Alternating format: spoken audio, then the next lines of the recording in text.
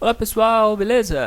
Atendendo a pedidos de inscritos aqui do canal, hoje eu vou resolver com vocês questões do chamado teste ANPAD, que é o teste utilizado para ingresso em instituições de pós-graduação em administração, né? Esse teste que eu vou resolver com vocês foi realizado em setembro de 2017. Essa prova do teste ANPAD tem muitas, mas muitas questões da área de exatas. Então, eu escolhi algumas das questões dessa prova, especificamente algumas questões de raciocínio quantitativo, para corrigir com vocês. E nós vamos desde já combinar o seguinte. Aqui no canal eu privilegio a disponibilização de vídeos que tenham uma grande demanda, que tenham maior demanda. Então, se por um acaso este vídeo atingir uma quantidade significativa de visualizações, aí sim eu vou disponibilizar para vocês outras questões do teste ANPAD, combinado assim? Então, desde já eu te peço e sugiro que você compartilhe este vídeo nas suas redes sociais para divulgar ainda mais, né, esse canal e, consequentemente, esse vídeo, valeu? E claro, se você ainda não se inscreveu aqui no canal, dá a sua força, clica nessa carinha aqui do lado, clica no botão inscrever-se e pronto, você ajuda demais o canal a crescer se você se inscrever, ok? Vamos começar então. Essa prova tinha questões que parecem ser difíceis, mas que não são tão difíceis de fato. Olha só, essa primeira questão dizia: foram feitas 7 marcas sobre a reta numérica real dada a seguir. As duas marcas extremas registram os números 0 e 1 milhão. Entre essas marcas extremas estão registrados outros 5 números reais, representados pelas marcas sinalizadas pelas letras A, B, C, D e E. Então, aqui a gente tem a reta, que vai de 0 até 1 milhão, e no meio dela a gente tem algumas letras, né? Nessa reta numérica, a localização do número 90.000 é mais próxima do número representado por qual letra? Bom, muito tranquila essa questão, gente. Olha só, você tem a reta que vai até 1 milhão. Se a gente traçar esse segmento do 0 até 1 milhão, a gente vai ter essa linha azul. Como que a gente pode aproximar aqui do número 90.000? A gente pode trabalhar, por exemplo, com as metades dos segmentos. Se eu dividir esse segmento azul aqui na metade, eu vou ter um traço mais ou menos aqui, né? Esse traço vai corresponder a aproximadamente 500.000, concorda? Metade de 1 milhão é 500.000. Aí agora, você vai dividir esses 500.000 pela metade. Então, dividindo esse traço vermelho pela metade, a gente vai ter um traço mais ou menos aqui. Esse traço dá 250.000. Dividindo 250.000 pela metade, a gente vai ter 125.000. Dividindo 125.000 pela metade, a gente vai ter 62.500, correto? Assim, 90.000 vai ser a letra que estiver aqui entre os 62.500 e os 125.000, ou seja, é a letra B. Essa seria a resposta da questão, a letra D. Certinho?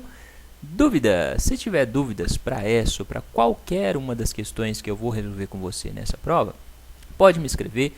Deixe a sua dúvida aqui embaixo nos comentários do vídeo que eu sempre respondo. Valeu? Vamos para a segunda questão. Essa questão dizia: uma sequência AN, com N pertencente aos números naturais, de números naturais é tal que seu primeiro termo A1 é igual a 4 e a diferença AN mais 1 menos AN é igual a 4N menos 2 para todo N maior ou igual a 1. Para N maior ou igual a 1, tem-se que o termo geral AN da sequência é dado por. Quais as informações que o problema nos deu? A gente tem uma sequência de números, o primeiro desses números é o 4, e a diferença entre dois números subsequentes, né, é 4n menos 2. Quando a gente tem essa diferença aqui, diferença entre termos subsequentes, né, de uma sequência, e essa diferença é igual a um polinômio, como está representado aqui, 4n menos 2, isso indica para a gente que essa sequência é uma progressão aritmética de ordem superior. Nesse caso, ela é uma progressão aritmética de ordem 2, de segunda ordem. Quando a gente tem uma questão assim, o primeiro passo a fazer, um dos primeiros passos, né, um dos modos de se resolver, é calcular alguns dos termos dessa sequência de termos. Se a gente tem essa expressão aqui, a gente consegue calcular os termos. O que eu vou fazer? A primeira coisa que eu vou fazer, vou pegar esse menos AN e passar para o outro lado. Ele vai passar com mais AN, né? Então, eu vou ter AN mais 1 é igual a AN mais 4N menos 2. Eu sei que o A1 é igual a 4. Então, eu vou começar a calcular os termos dessa sequência pelo n igual a 1. Quando o n for igual a 1, o que eu vou obter como resultado aqui dessa expressão? Então, eu vou ter, substituindo onde tiver n, vou colocar 1. A1 mais 1, A2. Né? O A2 é igual ao A1 mais 4 vezes 1 menos 2. Onde tinha n, eu coloquei 1, certo? Então, A2 é igual a A1 mais 4 menos 2. A1 é 4, então eu vou ter 4 aqui. 4 vezes 1, 4, menos 2. 4 mais 4, 8. 8 menos 2, 6. Ou seja, o segundo termo dessa sequência é o 6. O primeiro é 4, o segundo é 6. Esse mesmo raciocínio você pode aplicar para o n igual a 2, para o n igual a 3, e assim você vai obter o terceiro termo, o quarto termo, e assim sucessivamente. Conhecendo alguns termos dessa sequência, a gente consegue prosseguir no raciocínio. Então, a nossa sequência tem o 4, o 6, que eu calculei com vocês, aí vocês calculam o 12, o 22, pode seguir até o 36, mas não precisa tanto. A gente precisa, na verdade, só do 4, do 4 e do 6. A razão dessa sequência, né, é 4n menos 2. A partir dessa progressão aritmética, que eu chamei de A, a gente obtém uma segunda progressão aritmética. Se é uma progressão aritmética de segunda ordem, a gente vai ter duas progressões aritméticas. Essa segunda progressão é obtida fazendo a diferença, ou seja, a subtração entre os termos da progressão aritmética anterior. Então, para eu obter a segunda progressão aritmética, eu vou pegar um termo e subtrair pelo termo anterior. 6 menos 4 dá 2. 12 menos 6 dá 6. 22 menos 12 dá 10. 36 menos 22 dá 14. Observe, então, que agora eu tenho uma progressão aritmética convencional, porque os termos estão aumentando por um valor específico.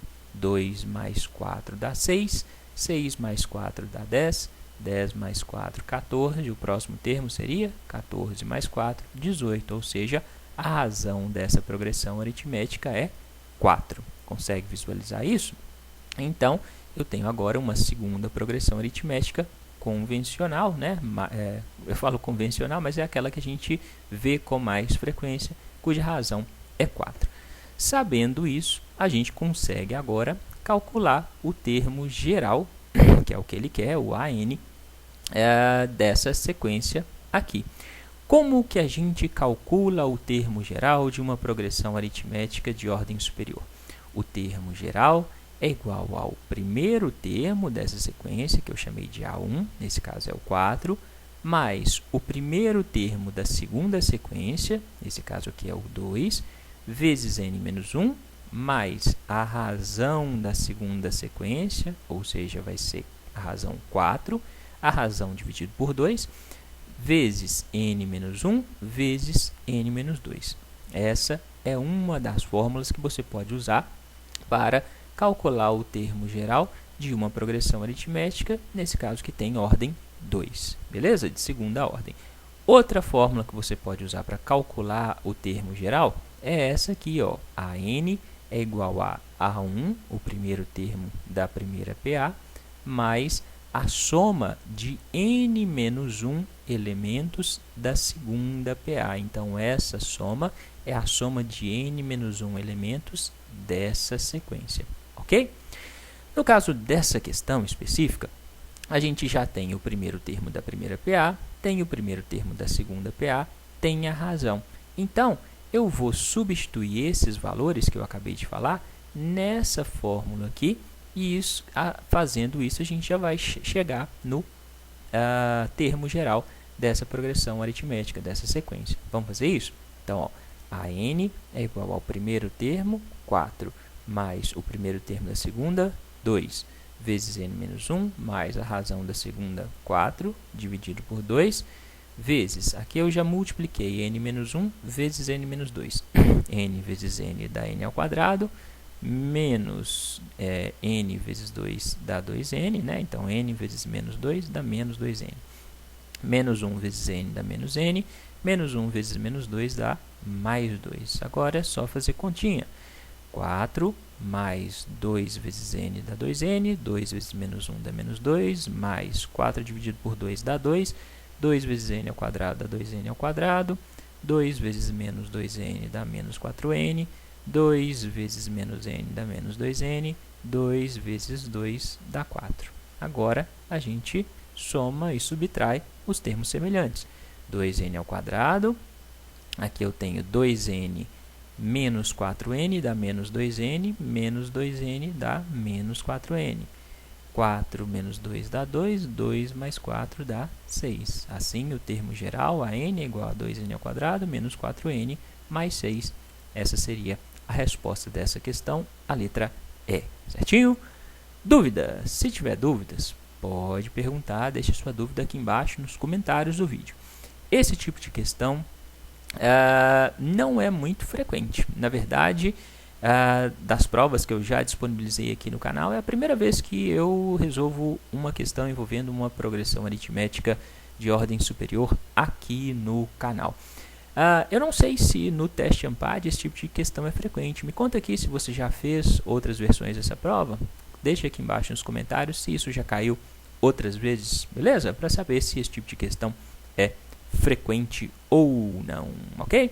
Existem outras formas de resolver essa questão, né? Você poderia usar o termo, por exemplo, você poderia usar os conceitos de equação, de função do segundo grau, e aí fazer um sistema e calcular essa expressão aqui, esse termo geral, por determinante, mas talvez eu creio que esse aqui seja o jeito mais fácil. Se por um acaso na hora da prova você não sabia ou não lembrava dessas fórmulas, você poderia fazer testando as alternativas, né?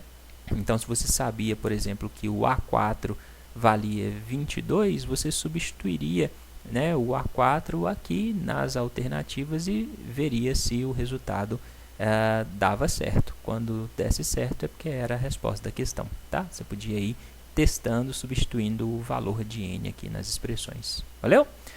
Vamos para a próxima questão. Essa questão é uma questão de probabilidade, ao contrário da questão anterior, é uma questão muito comum em concursos públicos. Em uma urna há 3 dados de forma cúbica e com 6 faces numeradas de 1 a 6. 2 desses dados são viciados e o outro dado é honesto. Interessante, né? Um dado honesto. Em cada dado viciado, há a probabilidade de qualquer um dos números 1, 2, 3, 4 e 5 ser resultado de seu lançamento é a mesma, mas a probabilidade de o resultado ser 6 é igual a meio, ou seja, igual a 50%. No dado honesto, qualquer um dos 6 números tem igual probabilidade de ser resultado de um lançamento. Um dado foi retirado ao acaso da urna e em seguida foi lançado. Qual é a probabilidade de o resultado do lançamento do dado retirado ser 2? Bom, vamos começar a resolver essa questão pelo dado honesto, afinal ele é honesto, né? Então, para o dado honesto, qual é a chance de ele ser retirado e sair o resultado 2? A chance vai ser a chance de ele ser retirado da urna e a chance de sair 2, né? Qual que é a chance de o dado não viciado, dado honesto, ser retirado da urna? É de 1/3, por quê? Existiu um dado não viciado em um total de 3 dados dentro da urna, né? Então, é 1 em 3, 1/3. O E, né? Se as duas coisas têm que acontecer, você usa o E, então você substitui o E por multiplicação. Qual que é a chance de sair o número 2 depois que você lançar o dado? É de 1 em 6. O dado tem 6 faces, em uma das faces tem o número 2, então a chance é 1 em 6, 1/6. Agora é só multiplicar. 1 vezes 1 dá 1. 3 vezes 6 dá 18. Agora a gente vai trabalhar com os dados não viciados, não é?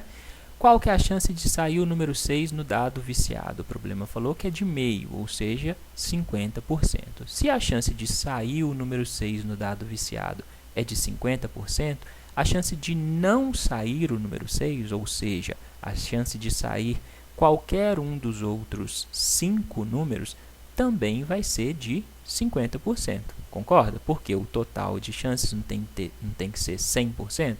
Se a chance de sair o 6 é 50%, a chance de não sair o 6 é de 50%.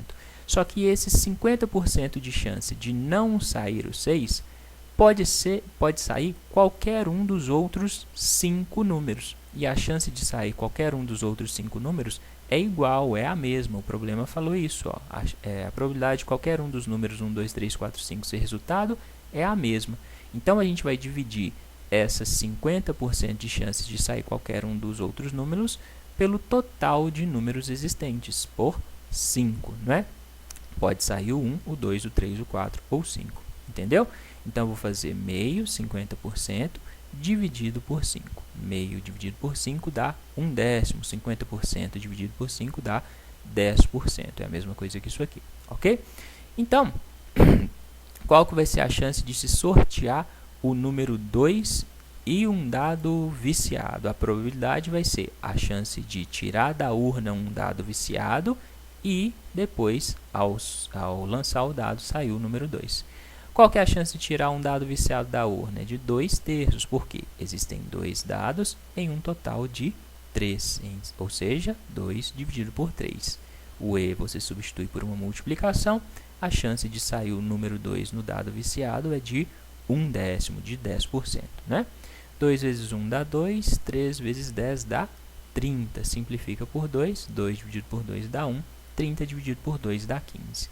Então, a chance de sair o número 2 nesses dois casos, seja no dado honesto ou no dado viciado, vai ser a chance de uma coisa acontecer ou a outra coisa acontecer. Pode acontecer uma coisa ou outra, né? Você pode tirar um dado não viciado e sair o número 2, ou você pode tirar um dado viciado e sair o número 2.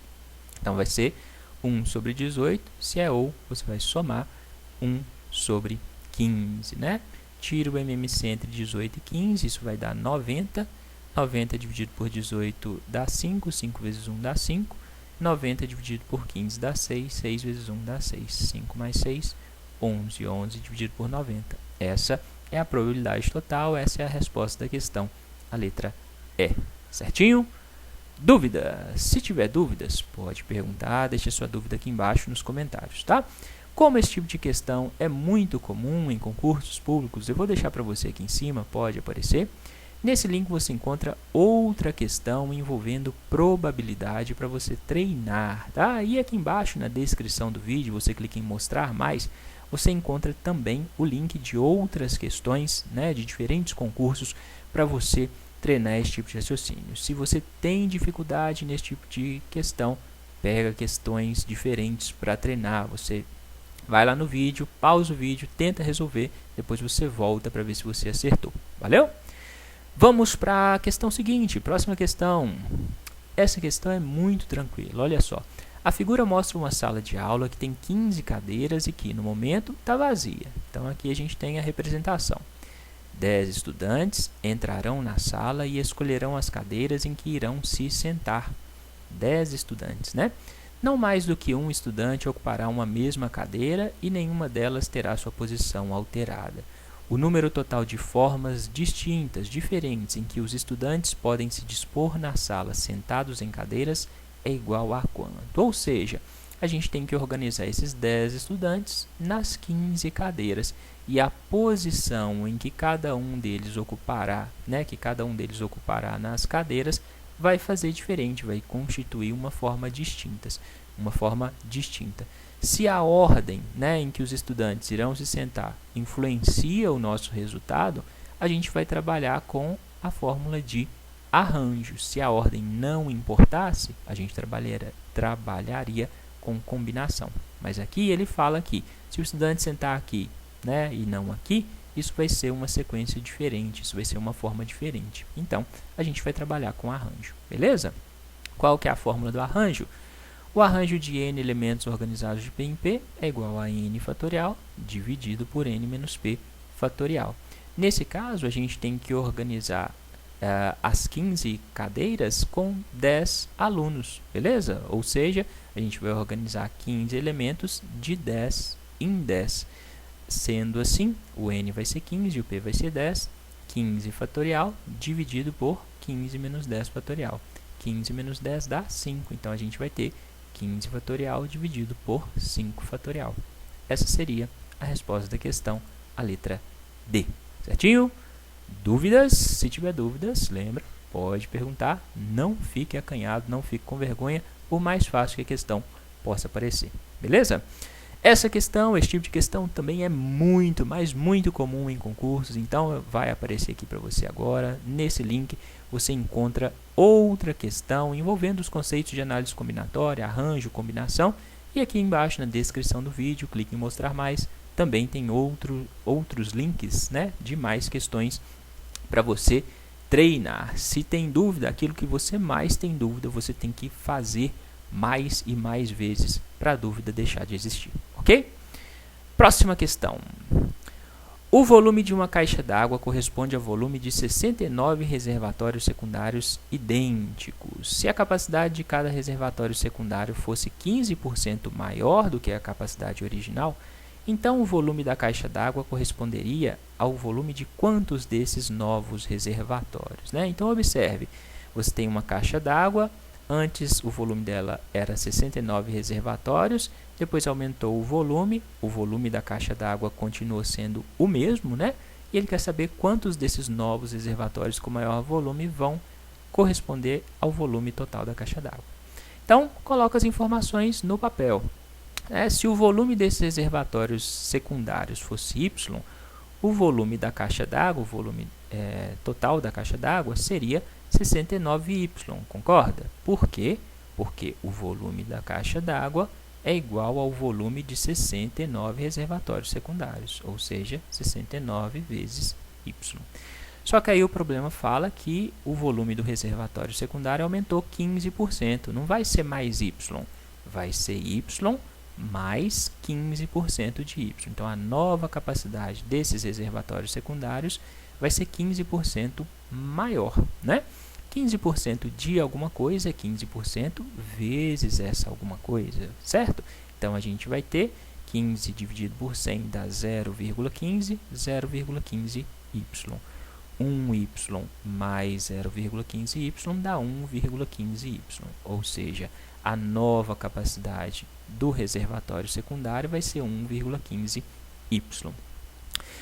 Sendo assim, qual vai ser o novo número de reservatórios que a gente vai precisar para alcançar o mesmo volume total da caixa d'água? É isso que a gente quer saber. Então, a gente vai chamar esse novo número de x.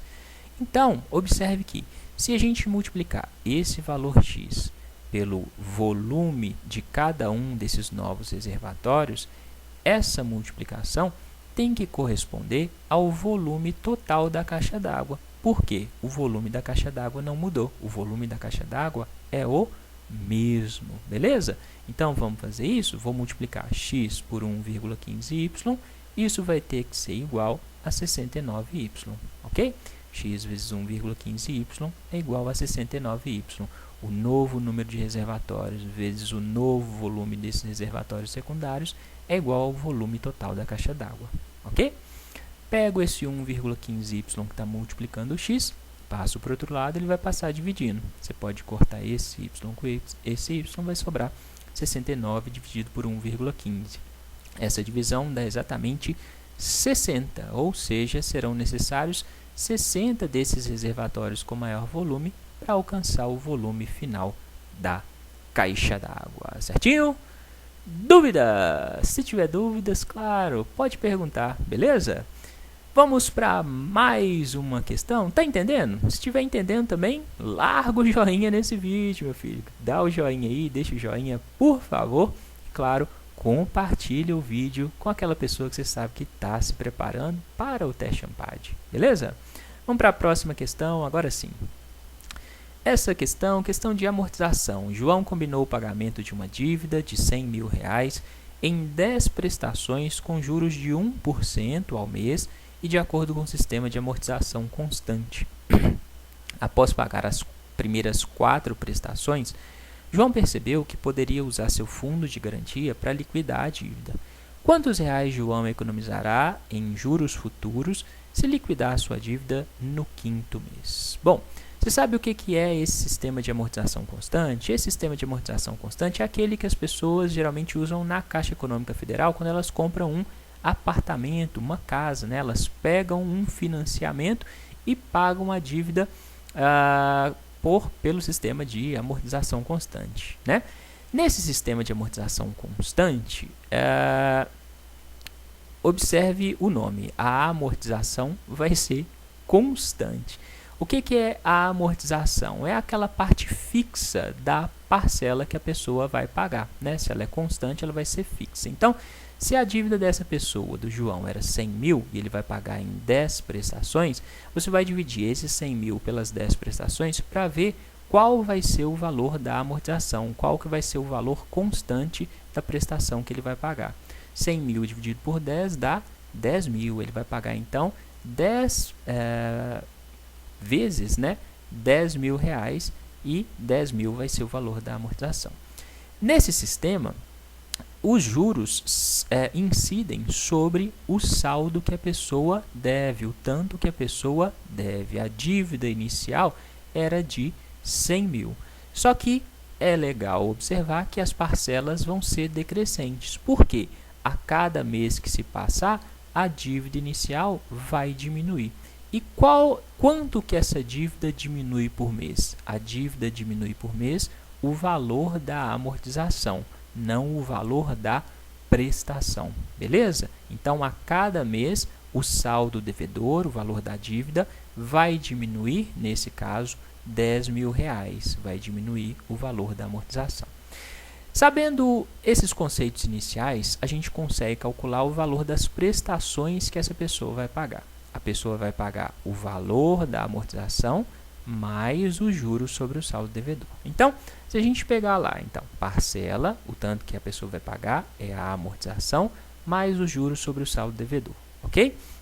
Se a gente pegar a primeira parcela, primeiro mês, não pagou nada ainda, quanto que ele vai pagar?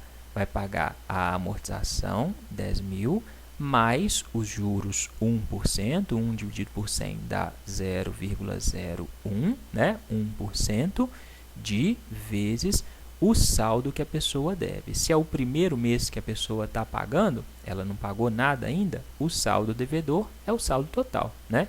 A dívida continua sendo de 100 mil, beleza? 1% de 100 mil dá 1.000, 10 mil mais 1.000 dá 11 mil. Aí no segundo mês, a pessoa já vai ter pago, então, já vai ter amortizado 10 mil reais. Logo, o saldo devedor vai diminuir 10 mil. Se era 100 mil, o saldo devedor agora diminui 10 mil, ele vai ser 90 mil. Então, quanto vai ser a parcela que a pessoa vai pagar no segundo mês? Vai ser a amortização, 10 mil, mais 1% de 90 mil, mais 900 reais, ou seja, vai ser 10.900. Observe que a parcela está diminuindo, ok? Seguindo esse raciocínio, você consegue calcular todas as parcelas até a última prestação, até a 10ª parcela, quando ele vai pagar 10.100. Só que o que o problema falou? Depois de pagar essas 4 primeiras prestações, o João podia usar o fundo de garantia para liquidar a dívida, né? Ou seja, ele ia pagar na 5ª prestação, ao invés de pagar só a 5ª, ele ia pagar a 5ª prestação mais o restante da dívida que faltava. Como ele já pagou 4 prestações, quanto que ele amortizou, né? Então, a gente vai considerar só a amortização, não o total da parcela. A gente sempre considera só a amortização. Ele amortizou 4 parcelas, então ele amortizou 40 mil reais. Se a dívida inicial era 100 mil, ainda faltariam 60 mil para ele amortizar, ok? Então, quando chegar no 5º mês, ele vai pagar a 5ª parcela com juros, porque ele está pagando no 5º mês, quando ele deveria mesmo pagar. Então, aquela 5ª parcela vai ter juros. Vai pagar a 5ª parcela mais o restante da dívida. A 5ª parcela corresponderia a 10 mil mais juros, ou seja, esse restante aqui vai ser 50 mil, entende? Né? Ele pagou a 5ª parcela mais o restante. O restante não são mais 5 parcelas, então o restante são 50 mil reais.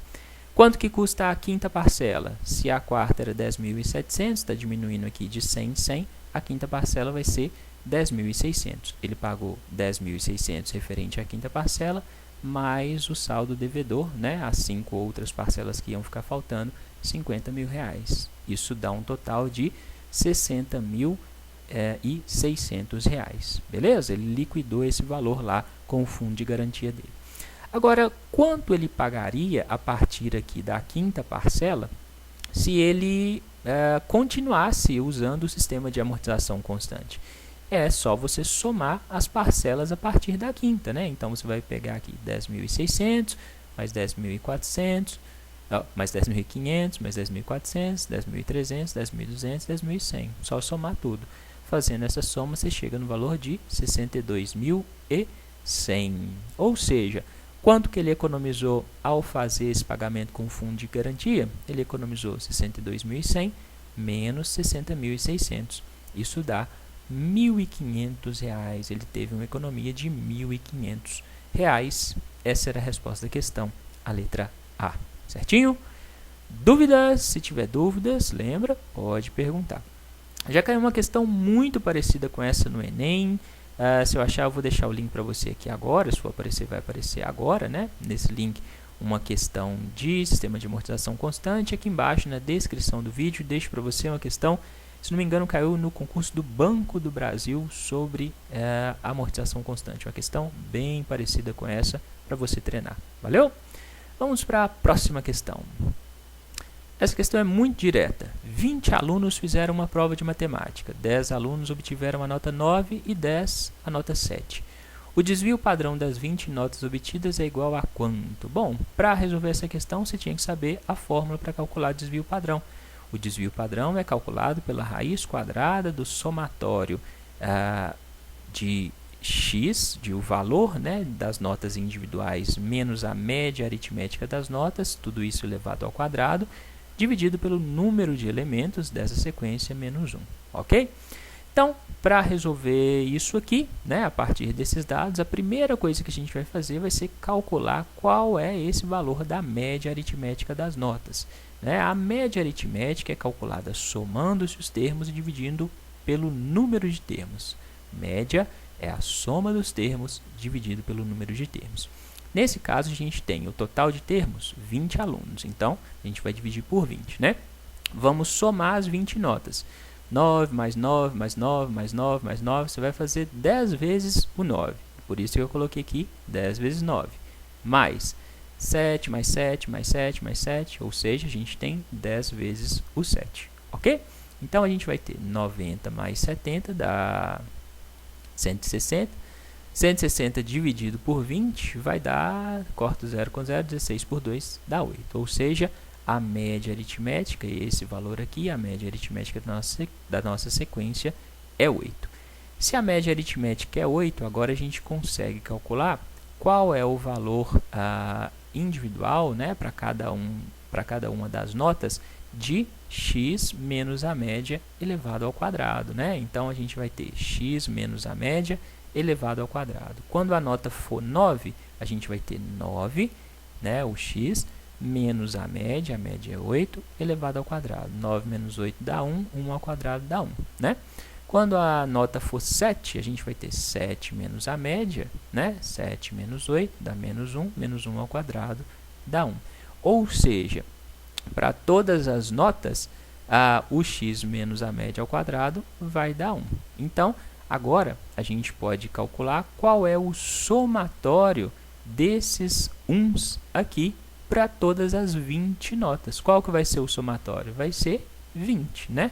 Então, o somatório, 1 mais 1 mais 1, por 20 vezes, né? Porque a gente vai ter isso aqui 20 vezes, para cada uma das 20 notas a gente vai ter o resultado de 1. Então, o somatório vai ser 20. Essa expressão toda aqui vai dar um resultado de 20. Então, o nosso desvio padrão vai ser raiz quadrada de 20 dividido por 20 menos 1, né? Raiz quadrada de 20 dividido por n, o n é o número de elementos, se são 20 notas, você substitui o n por 20, 20 menos 1. 20 dividido por 20 menos 1 é a mesma coisa que 20 dividido por 19, né? 20 dividido por 19 vai dar um número muito próximo de 1, concorda? 20 dividido por 20 dá 1, então 20 dividido por 19 vai dar um número muito próximo de 1. Sendo assim, a raiz quadrada de um número muito próximo de 1 é aproximadamente 1. Essa seria a resposta da questão, a letra E. Certinho? Dúvidas? Se tiver dúvidas, claro, pode perguntar, deixa sua dúvida aqui embaixo nos comentários do vídeo. Valeu? Vamos para mais uma questão. A figura mostra um cubo cujas arestas medem 24 centímetros. Então, essa aresta aqui mede 24 centímetros. Uma formiga estava no vértice representado pela letra A, estava aqui, caminhou até um ponto B da aresta ED, então caminhou por aqui, e de lá seguiu até o vértice representado pela letra C. Seja x a medida em centímetros do comprimento do segmento BD, né? Essa parte aqui mede x. Sabe-se que a formiga andou apenas em linha reta em cada um dos trechos AB e BC. Considerando todos os pontos B pertencentes ao segmento ED, então esse ponto B aqui ó, é variável, ele pode vir para cá ou para cá, de modo que o tamanho de x vai ser você que vai definir, né? Aquele que torna mínimo o comprimento percorrido pela formiga é aquele para o qual x é igual a quanto? Bom, você tinha que trabalhar com esse ponto B, né? O ideal aqui nessa questão, para saber de fato qual seria o valor mínimo, seria trabalhar com as extremidades, né? Então, você poderia pôr o B aqui na metade do segmento, ou poderia pôr o B aqui nessa extremidade, tá? Se você colocar o B aqui nessa extremidade, esse valor vai ser, o trajeto da formiga vai ser igual a se você colocar o B aqui na extremidade E. Já já eu te mostro isso, por que vai ser igual, tá? Então, primeiro vamos considerar que o B está exatamente aqui na metade do segmento ED. Se o B estiver na metade, quanto que a formiga vai andar, vai percorrer? Vai ser esse traço azul.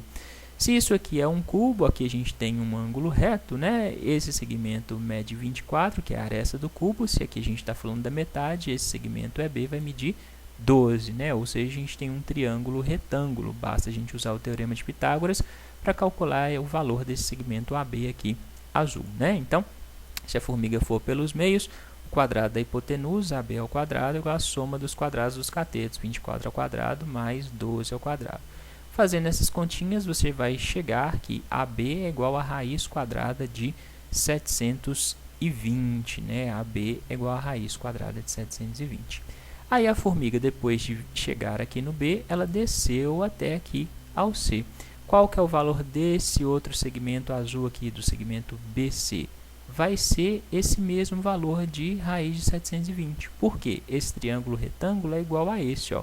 Esse segmento X corresponde à outra metade, corresponde a 12, e esse segmento aqui é a aresta do cubo, 24. Então, os catetos são exatamente os mesmos, 24 e 12, ou seja, essa hipotenusa é igual a essa hipotenusa. Então, a distância que a formiga vai ter percorrido vai ser raiz de 720 mais raiz de 720, o que dá 2 vezes raiz de 720. Para calcular a raiz de 720, fatora esse número. Ao fatorar, você vai chegar que 720 é igual a 2 elevado a 4 vezes 3 ao quadrado vezes 5. Raiz disso aqui vai ser raiz de 2 elevado a 4 é 2 ao quadrado, raiz de 3 ao quadrado é 3, né? E mantenho raiz de 5, ok? Então, vou ter 2 vezes 4, 8, 8 vezes 3 dá 24. Então, eu tenho 24 raiz de 5. Raiz de 5 é aproximadamente, bem aproximadamente, 2,2. Então, a formiga vai ter percorrido 24 vezes 2,2, ok? Pode deixar nessa forma, não precisa resolver essa multiplicação. Agora, se a formiga for pelos extremos, se ela seguir aqui, ó, o valor dessa diagonal, né, é maior do que esse valor azul aqui, isso a gente já sabe. No entanto, se ela vier por aqui, depois ela vai descer aqui, e o valor dessa aresta é menor do que dessa diagonal, né? Então, a gente precisava, para ter certeza, calcular, né? Então, se for pela diagonal AD, a gente vai ter, então, que esse cateto mede 24, esse cateto mede 24, então, o quadrado da hipotenusa é igual à soma dos quadrados dos catetos.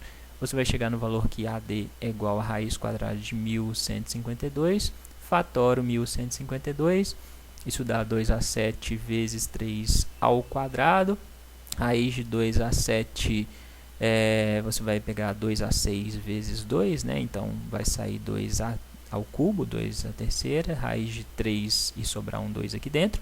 Raiz de 3 ao quadrado é 3, né? Então você vai ter 2 ao cubo vezes 3 vezes raiz de 2. 8 vezes 3, 24, 24, raiz de 2. Aí a formiga chegou aqui no ponto D, depois ela desceu aqui pela aresta do cubo, né? Então ela andou mais 24 centímetros. Então ela vai ter andado 24 raiz de 2 mais 24, né? Coloca o 24 em evidência, então você vai ter 24 vezes raiz de 2 mais 1. Raiz de 2 é aproximadamente 1,4. 1,4 mais 1 dá 2,4. Então, ela vai ter percorrido 24 vezes 2,4. Então, observe, 2,4 é maior que 2,2. Então, o trajeto mínimo vai ser esse aqui pelos meios, né? Para isso, o valor de x tem que ser a metade, tem que ser 12. Essa seria a resposta da questão, tá?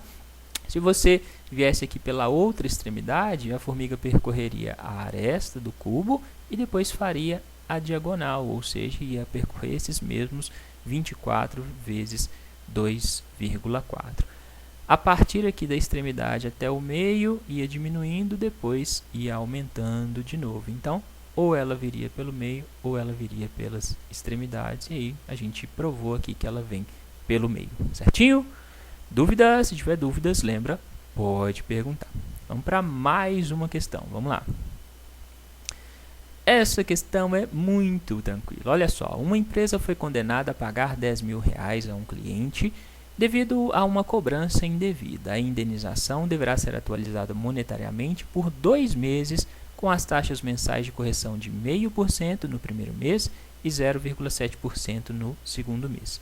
Sabendo que a incidência das correções se dá em regime composto, qual é o valor da indenização corrigida? Bom, se é em regime composto, a gente vai ter juros sobre juros, né? No primeiro mês, né, a correção do mês 1 vai ser 0,5% sobre o valor de 10.000, né? Então, é 0,5% de 10.000. Isso é a mesma coisa que meio dividido por 100, 0,5%, vezes o de se substitui por uma multiplicação, 10.000. O que você pode fazer? Pode cortar esses dois zeros com esses dois zeros, vai sobrar meio vezes 100. Qual que é a metade de 100? 50, né? Então, a indenização depois da correção do primeiro mês vai ser 10.000 mais o tanto que aumentou, mais os juros, né? Mais a correção. 10.000 mais 50 dá 10.050. Aí, no segundo mês, vai ser feita uma correção de 0,7%. Esse 0,7%, como é juros compostos, né, como é um regime composto, vão ser aplicados, vão incidir sobre esse novo valor, sobre 10.050. Então, você tem que calcular 0,7% disso aqui. Então, 0,7% de 10.050 vai ser 0,7 dividido por 100 vezes 10.050. Corta esse zero com esse zero, você vai ter 0,07 vezes 1.005. Isso dá 70,35. Ou seja, no fim das contas, né, o valor da indenização vai ser 10.050 mais 70,35, né? 10.050 mais R$70,35. Isso dá um total de R$10.120,35. Essa seria a resposta da questão, a letra A. Certinho? Dúvida? Se tiver dúvidas, pode perguntar. Se tiver entendido, larga o joinha no vídeo. Se você ainda não se inscreveu aqui no canal, se inscreve, dá a sua força. Clica nessa carinha aqui do lado e se inscreva, por favor. Valeu? Vamos para mais uma questão? Vamos lá! Considere o número real E igual a 2,71, 82, 81 e por aí vai. O maior número inteiro T para o qual se tem E elevado a T menor que 0,1 é qual? Bom, então a gente tem aqui que E elevado a T tem que ser menor do que 0,1. 0,1 é a mesma coisa que 1 dividido por 10, 1/10, concorda? E o E eu substituí por 2,72. Coloquei 2,72, arredondei aqui, tá? 2,72 elevado ao T. Então, 2,72 elevado a T tem que ser menor, tem que ser um número menor do que 1 sobre 10. Como que um número, qual deve ser o valor de T para que um número que é maior que 1, elevado a esse número, dê como resultado um número que esteja entre 0 e 1. Consegue entender a minha pergunta? Eu tenho que elevar o 2,72 a qual número para que o valor dele dê um número que é menor do que 1, né? Um número que está entre 0 e 1. Eu tenho que elevar esse número aqui necessariamente a um valor negativo. Então, onde tem t, eu vou colocar um número negativo, 2,72 elevado a menos x. Se eu elevar esse número a um número negativo, eu posso ter um número entre 0 e 1, né? Posso ter um número menor do que um número entre 0 e 1. Não, eu posso ter um número menor do que 1/10, ok? Aqui, como eu sei, então, que a minha resposta vai ser um número negativo, eu vou transformar esse número aqui em fração. Se eu tenho um expoente negativo, eu posso transformar esse expoente em positivo, levando isso aqui para o denominador. Então, eu vou ficar com 1 dividido por 2,72 elevado ao x positivo. Então, o meu número que era negativo, agora é positivo. Então, 1 sobre 2,72 elevado a x tem que ser menor do que 1 sobre 10. Como que esse número vai ser menor do que esse número? Esse número aqui vai ser menor, esse número todo vai ser menor que esse, quando esse denominador todo for maior do que 10. Concorda? Quanto maior é o denominador da fração, menor é o resultado. Então, por exemplo, quando eu divido 1 por 2, o resultado é 0,5. Quando eu divido 1 por 10, o resultado é menor, é 0,1. Tá vendo? Então, quanto maior for o denominador, menor vai ser o meu resultado. E, assim, como a conclusão desse raciocínio, eu sei que 2,72 elevado a x tem que ser maior do que 10 para que isso aqui seja verdade. Tá? Então, 2,72 elevado a x tem que ser maior que 10 para obtermos o resultado esperado. Note que eu sei que o t tem que ser menos x, todas as respostas têm menos x, né? E o que eu fiz aqui foi colocar o x positivo. Então, vou pegar só o valor positivo do x, beleza? Como ele quer o maior número inteiro, eu vou começar pelo maior número inteiro aqui. Qual que é o maior número inteiro aqui? O maior número inteiro é o menos 1. O menor número inteiro é o menos 5. Consegue visualizar isso? É a reta dos números inteiros, né? O menos 5 é menor do que menos 1. O menos 1 está mais próximo do zero do que o menos 5, beleza? Então, vou começar pelo 1, né? O x é 1, o t vai ser menos 1, porque eu tenho o t é igual a menos x, beleza? Então, se o x for 1, eu vou ter 2,72 elevado a 1. 2,72 elevado a 1 dá 2,72, ou seja, não é a resposta da minha questão, porque esse número, o resultado desse número tem que ser maior do que 10, beleza? Se o x for 2,72, se o x for 2, né? 2,72 elevado ao quadrado, elevado a 2, vai ser um número que está entre 4 e 9. Como é que eu sei? 4 não é 2 ao quadrado, não é 2 elevado a 2. 9 não é 3 elevado ao quadrado. Esse número aqui não está entre 2 e 3. 2,72 é um número que está entre 2 e 3. Ou seja, 2,72 ao quadrado vai ser um número que vai estar entre 4 e 9. Ok? Porque 2 ao quadrado é 4 e 3 ao quadrado é 9. Se o maior valor possível disso aqui é 9, seria 9, né? Se ele fosse 3, eu sei que esse resultado vai dar um número menor que 10. Logo, não pode ser menos 2. Partimos para o número seguinte, 3. Se x for 3, 2,72 elevado ao cubo vai ser um número que está entre 8 e 27. Por quê? Esse número está entre 2 e 3. 2 elevado ao cubo dá 8, né? 3 elevado ao cubo dá 27. 3 vezes 3, 9. 9 vezes 3, 27. Opa!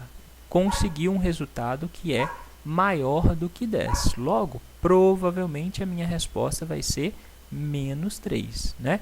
Vamos conferir se isso é verdade? Para a gente descobrir se isso é verdade, a gente vai fazer 2,72 ao cubo, né? Tem que dar um número maior do que 10. Então, vou fazer só usando a primeira casa decimal, 2,7. Por quê? Já vai ser um número menor do que esse aqui. Se o resultado disso, 2,7, já der um número maior que 10, já tem uma resposta, né? 2,7 vezes 2,7, fazendo as continhas, você vai chegar em 7,29. Aqui eu fiz ao quadrado, né? Vou multiplicar mais uma vez por 2,7. Vou multiplicar o 2,7 só pelo 7,2. Vou excluir o 9 aqui, tá? Só para a continha ser menor. Então, vou chegar em 19,44. Ou seja, 2,7 ao cubo dá 19,44. Opa, 19,44 é bem maior que 10. Logo, se o x aqui for 3, esse denominador vai ser maior que 10. Consequentemente, essa divisão 1 por um número maior que 10 vai dar um número menor do que 1 sobre 10. Entendeu? Sendo assim, o t tem que ser menos 3. O t não é menos x, o t vai ser menos 3. Essa seria a resposta da questão, a letra C. Dúvidas? Conseguiu visualizar? Quanto maior o denominador, menor vai ser o número resultante dessa divisão. Ok? Se você dividir 1 por um número maior, o número que você vai obter vai ser menor. Certinho? Vamos para mais uma questão. Vamos lá. Vanderlei gosta de correr ouvindo música. Ele costuma correr o mesmo percurso e ouvir inteiramente as mesmas 16 músicas da sua playlist sem interrupção. O tempo médio de duração das músicas é de 3,5 minutos e não há intervalo de tempo entre uma música e outra. Ontem ele terminou o percurso imediatamente antes de começar a última das 16 músicas. Terminou antes o percurso, né? Se a velocidade média ontem foi 5% maior que de costume, então a duração da última música é de quanto? A primeira coisa que a gente vai fazer para resolver essa questão é ver quanto tempo ele gasta nessa corrida que ele faz, né? Então, o tempo T1 que ele gasta no percurso D vai ser quanto? Vai ser o número de músicas que ele ouve durante o percurso vezes o tempo médio de cada uma das músicas. 16 vezes 3,5 minutos, que é o tempo de cada música. 16 vezes 3,5 dá 56 minutos. Como as respostas estão em minutos e segundos, fica mais fácil resolver essa questão se você já transformar esses minutos em segundos. Para transformar 56 minutos em segundos, basta multiplicar 56 por 60, né? 56 vezes 60 dá 3.360 segundos. Ou seja, o Vanderlei percorre, né, a distância D em 3.360 segundos quando ele usa uma velocidade v. Acontece que o problema disse que a velocidade ontem foi 5% maior. Se a velocidade foi 5% maior, a velocidade dele foi 5%, 105% de v, né? Foi 5% maior do que v. Antes era 100% de v, agora ela é 105% de v, ou seja, é 1,05 vezes v. 105% é 105 dividido por 100, isso dá 1,05 v. Se não tiver entendido, faz igual eu fiz na questão anterior. Antes a velocidade era v, aumentou 5%. v mais 5% de v dá 1,05v, ok? Aí você usa agora aquela fórmula de velocidade é igual a distância sobre tempo, né? Você sabe que antes o tempo dele era 3.360, a velocidade v e a distância d. Agora você sabe que a velocidade dele aumentou, é 1,05v, e você sabe que o percurso, a distância, continua exatamente a mesma. A única coisa que vai mudar vai ser o tempo, né?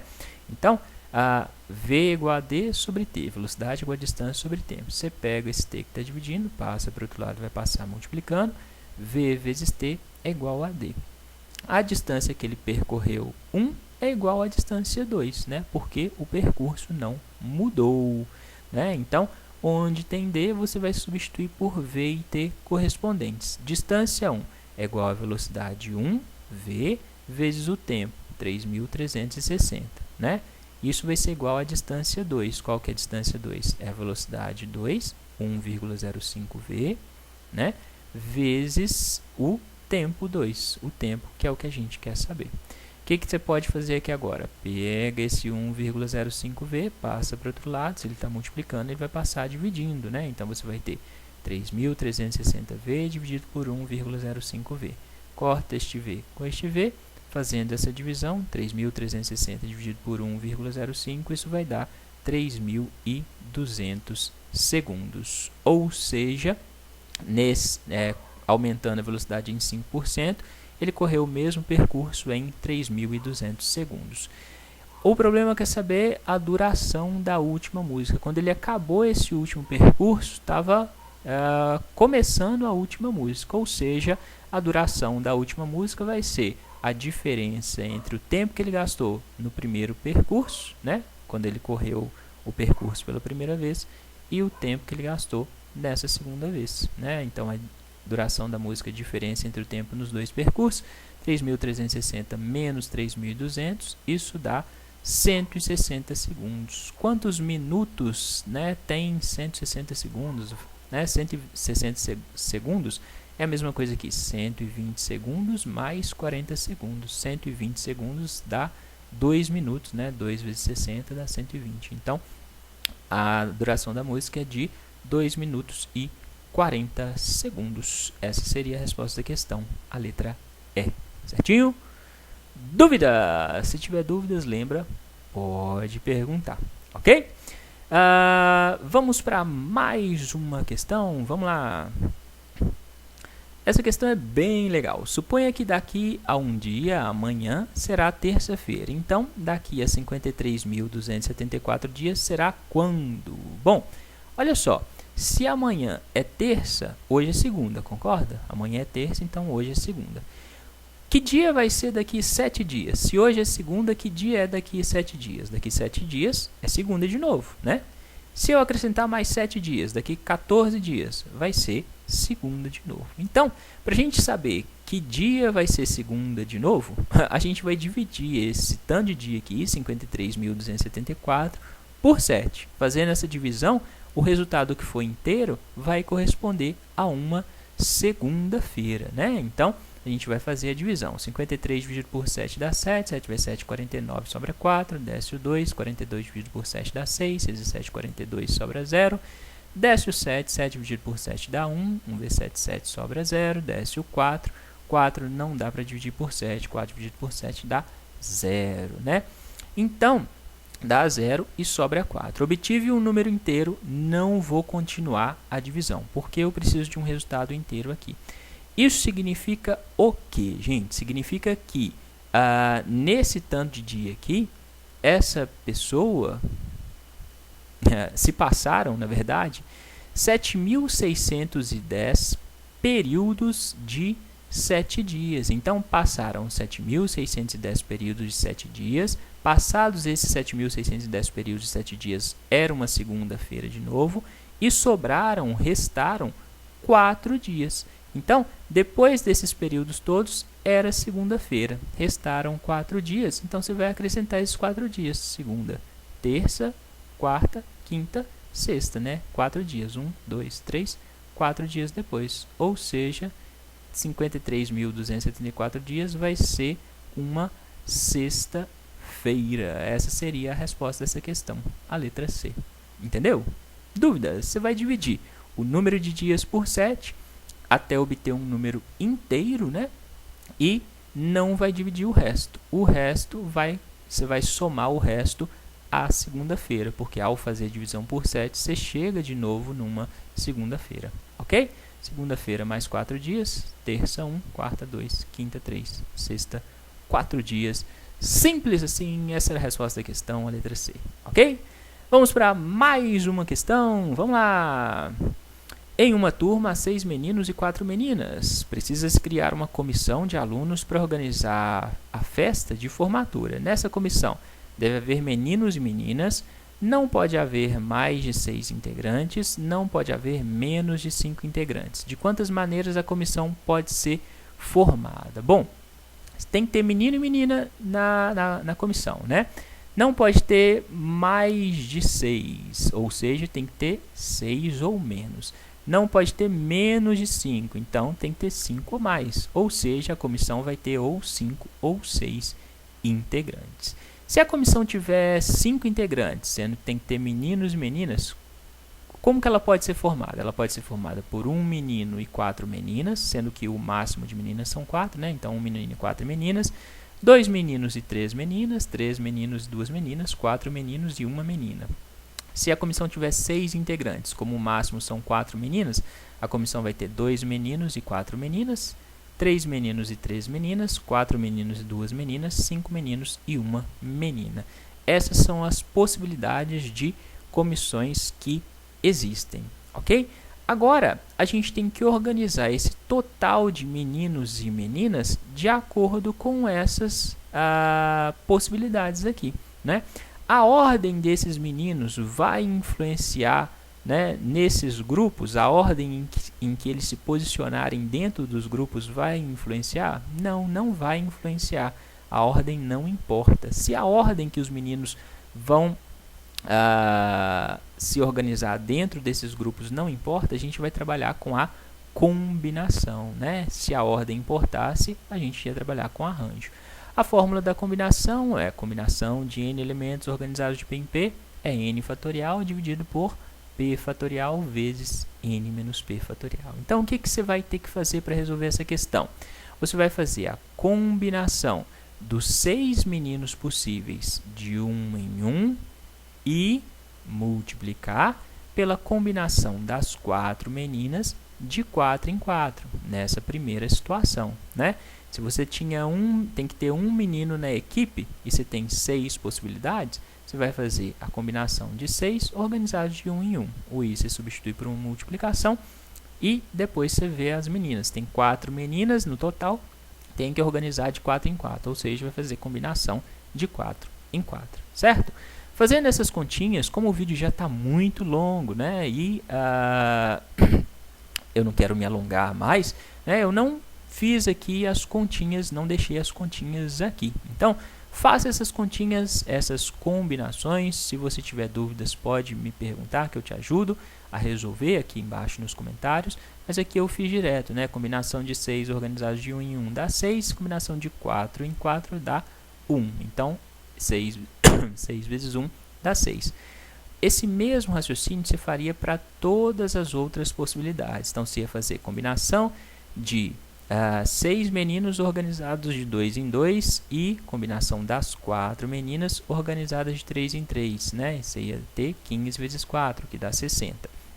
Combinação dos 6 meninos de 3 em 3 vezes a combinação de 4 meninas de 2 em 2, ia dar um total de 120. Por fim, você chegava a combinação dos 6 meninos de 4 em 4 vezes a combinação das 4 meninas de 1 em 1.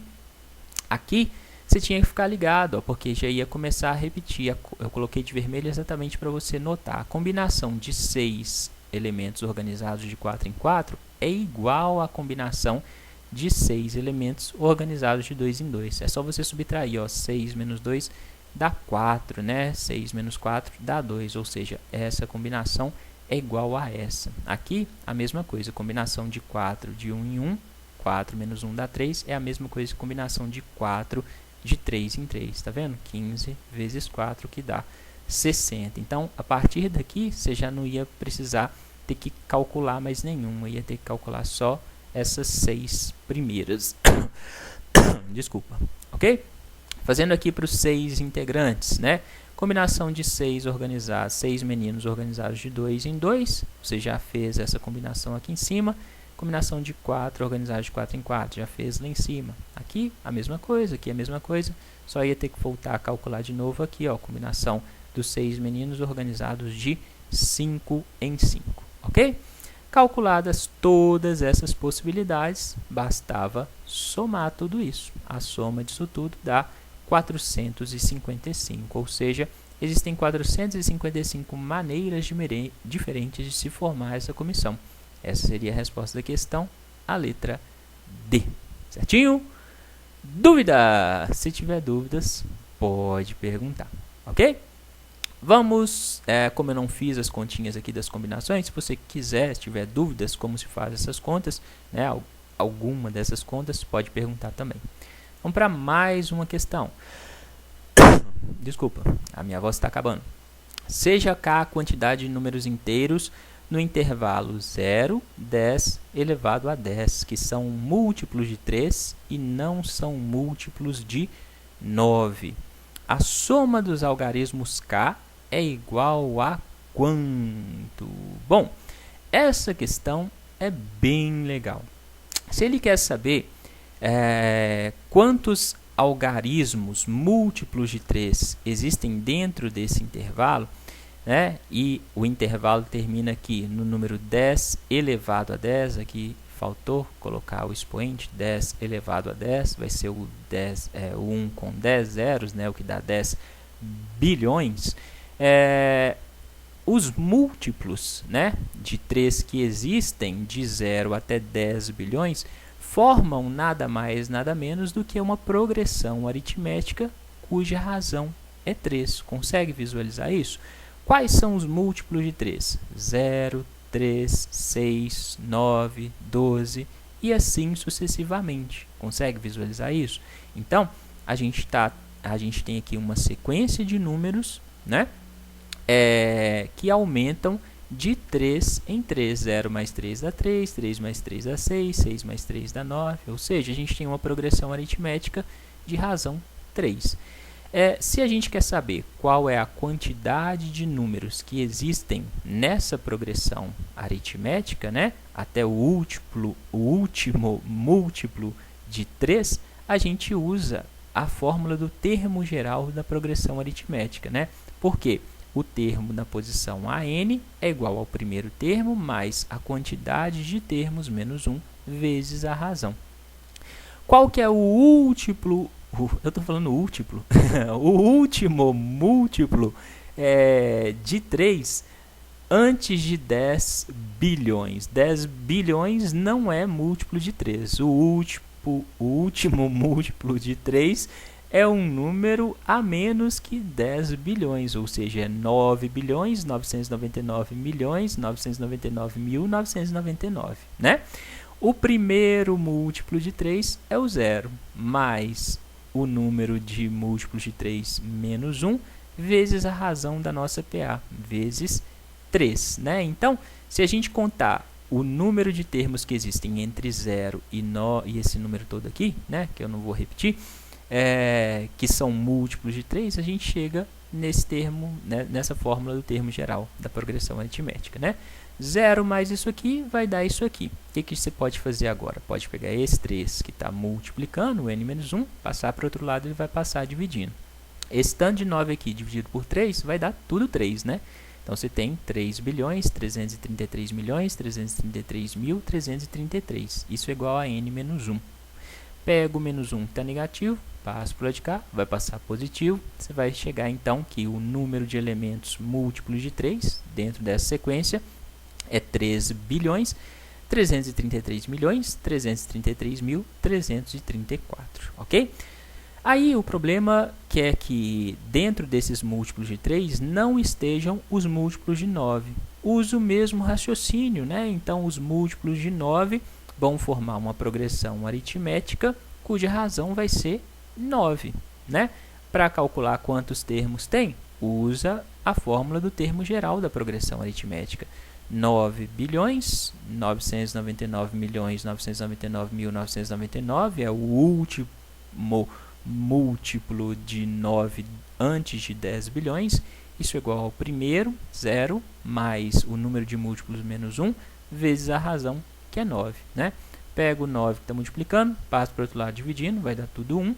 Isso é igual a n menos 1, passo o menos 1 para o outro lado, vai passar somando. Isso vai dar 1 bilhão, 111 milhões, 111 mil, 112 múltiplos de 9, ok? Como ele quer a quantidade de números, eu vou pegar os múltiplos de 3 e subtrair desses múltiplos aqueles que são múltiplos de 9, né? Então, esse número todo menos esse número todo vai dar exatamente 2 bilhões, 222 milhões, 222 mil, 222. Existem esse tanto de múltiplos de 3 que não são múltiplos de 9 dentro deste intervalo. O problema aqui é que a gente some os algarismos desse número. Basta somar 2 mais 2 mais 2 mais 2 mais 2 10 vezes, né? Então, 2 vezes 10 dá 20. Essa soma dá 20. Essa é a resposta da questão. A letra A. Certinho? Dúvida? Se tiver dúvidas, pode perguntar. Deixe sua dúvida aqui embaixo nos comentários do vídeo, ok? Vamos para mais uma questão. Um número real positivo n foi aumentado em 44%. Consequentemente, o novo valor da raiz quadrada de n é igual ao valor anterior da raiz quadrada aumentado em quanto? Quantos por cento? Bom, antes você tinha um número n, sendo assim, a raiz quadrada desse número era raiz quadrada de n, né? Agora, o problema falou que o n foi aumentado em 44%, né? Se houve um aumento de 44%, esse número passou a valer 144% de n. Consegue visualizar? Se não consegue, vamos fazer aqui para você visualizar. Antes ele valia n, agora ele vale 44% a mais. Então, ao valor de n, você vai somar 44% de n. n mais 44% de n, né? 44% de n é 44 dividido por 100 vezes n. Tira o MMC entre 100 e 1, vai dar 100. 100 dividido por 1 dá 100, vezes n dá 100n. Mais 100 dividido por 100 dá 1, vezes 44n dá 44n, né? Tudo dividido por 100. 100n mais 44n dá 144n, tudo dividido por 100. Ou seja, 144% de n. Qual que é a raiz quadrada desse número? A raiz quadrada desse número, a nova raiz, vai ser raiz de 144n sobre 100. Raiz de 144 é 12, raiz de 100 é 10. Então, a raiz desse número vai ser 12 décimos, 12 dividido por 10, vezes a raiz de n, né? Porque o n estava aqui dentro da raiz, ok? 12 dividido por 10 dá 1,2, 1,2 vezes a raiz de n. Ou seja, a raiz passou de raiz de n para 1,2 raiz de n, né? Quanto que aumentou? 1,2 menos 1 dá 0,2, correto? Ou seja, houve um aumento de 20%. Para você transformar isso aqui em porcentagem, basta multiplicar tudo por 100, o numerador e o denominador. 0,2 vezes 100 dá 20, 1 vezes 100 dá 100, 20%. 20%. Essa era a resposta da questão, a letra D. Certinho? Dúvidas? Se tiver dúvidas, claro, pode deixar suas dúvidas aqui embaixo nos comentários do vídeo. É isso, pessoal. Acabou. Essas eram as questões que eu tinha para resolver com você. Se você tiver dúvidas, claro, como eu falei em todas as questões, pode me escrever, pode perguntar, não fique acanhado nem acanhada. Nesse vídeo, como se trata de a resolução de uma prova para pós-graduação, eu deixei de falar alguns detalhes que eu falaria num vídeo normal, mas se você tiver dúvidas, claro, pode perguntar. Se você curtiu as explicações, larga o joinha no vídeo, compartilhe o vídeo nas redes sociais, porque aí se o vídeo tiver uma boa aceitação, né, se tiver uma boa demanda, aí eu vou publicar novas questões do teste AMPAD. E claro, se você ainda não está inscrito aqui no canal, se inscreva para ajudar o canal a crescer, beleza? No mais, bons estudos, é isso, até a próxima!